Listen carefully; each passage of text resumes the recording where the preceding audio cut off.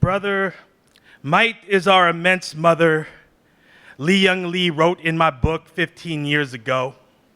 To be honest, I didn't know what the fuck he was talking about, but I was playing like I did. Maybe it's how I can say violence cradles us, and know you'd get what I mean. The odd comfort of a clenched fist, how we look for the seam in stone. I've tried to make a life of poetics, John, and I don't see a seam, just a brick. We break shit with heavy objects. This is what we do when you put it in our hands. The mystic took one look at you and said, this one right here is 21 spirits watching over him. And I wonder if they've been watching over me too, if they've been there for every single mistake, if every time I fall, they can only watch me pass through the impossible cushion of their arms. Do they only show themselves to you because I am too afraid? They don't make this world for people who see like you do. What if I'm just too fond of this awful world? What if this alone is too much to bear already?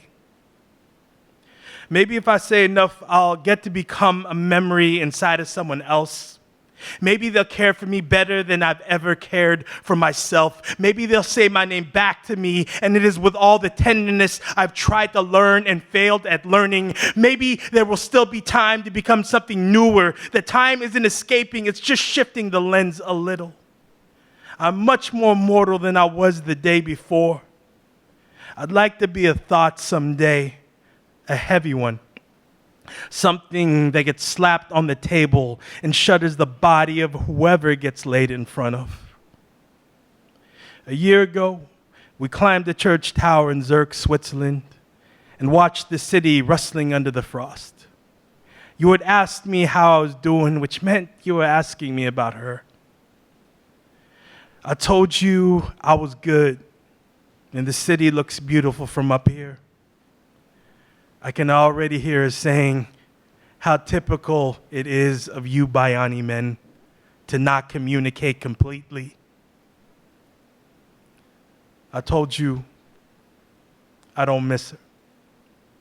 I miss being in love, and I mistake that feeling for her sometimes. Maybe grief is not a singular emotion, but a system not felt, but experienced. We are beheld.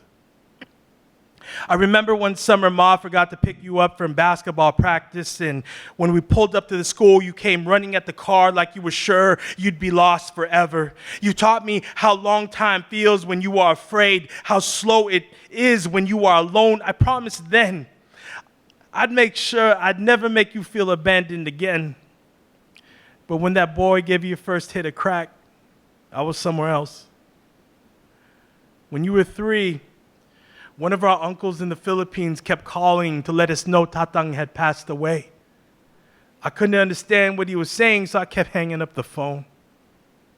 When you were a baby, you got used to Nang speaking to you in Tagalog. The slow percussion of her speech, it is inherent in you, the words. All I got is my skin.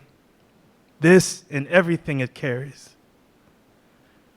You said the ghost would haunt you at night. I don't believe in these things, but I believe you. Everywhere you go across the world, picking up new spirits, a creeping shadow from Tokyo, a wailing noise from Istanbul. Sometimes you tell me it is Inung's hand that wakes you up. You know this because when you were a kid, she would run the back of her knuckles against your spine when you slept. I tell you that I know she watches me too.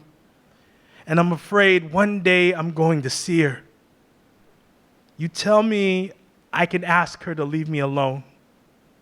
But John, I don't want it to. It was an overhand right.